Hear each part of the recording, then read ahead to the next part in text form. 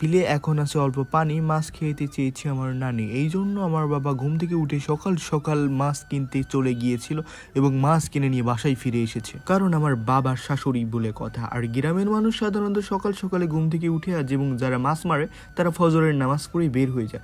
আর এই যে আমাদের বিল্লি মশাই মাছ খাওয়ার জন্য মেও মেও করতেছিল, বাট মাছ ওকে কাটা দেওয়ার কারণে ওই একটু ইনজুরি এবং আহত হয়েছে। অবশেষে ওকে আমরা রেস্কিউ করার জন্য খাঁচার মধ্যে বন্দি করে রেখেছি। এইগুলাকে আমাদের গ্রামের ভাষায় টাকি মাছ বলে থাকি। বইতেও টাকি মাছ লেখা আছে কিনা জানি না, বাট আপনাদের এলাকা এবং অঞ্চল ভিত্তিক মাছের নাম আলাদা হতে পারে। এই জন্য আমি দুঃখিত, আপনারা একটু ক্ষমা চেয়ে নিন। আর এই যে হচ্ছে আমাদের বিল্লি মশাই যে জিয়েল মাছের কাটা খেয়ে এখন মেয় মেয় করছে খাঁচার মধ্যে। অবশেষে ওদেরকে আমি আটকে রেখেছি। আর এইদিকে দেখতে পাচ্ছেন মাছ কাটা শুরু হয়ে গিয়েছে। এখানে নানান ধরনের মাছ রয়েছে।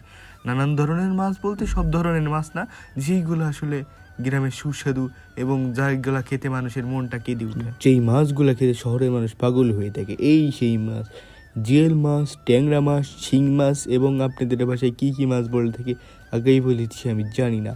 তবে বাম মাছগুলো খেতে আমার কাছে খুব দারুণ লাগে। আর শিং মাছের কথা তো আলাদাই। এগুলো আসলে অনেক টাকার দাম।